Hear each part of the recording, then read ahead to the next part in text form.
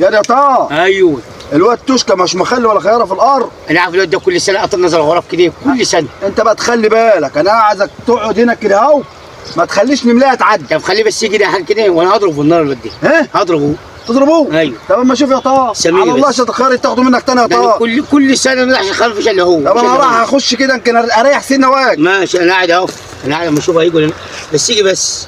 انا عاوز يجي. الحاج احمد شايب شوال طينه اعجر الغايه خيار. على امي بتقول لي اشتري خيار، انا اخد ال 20 جنيه اصرف ايه واملى لها حجر خيار.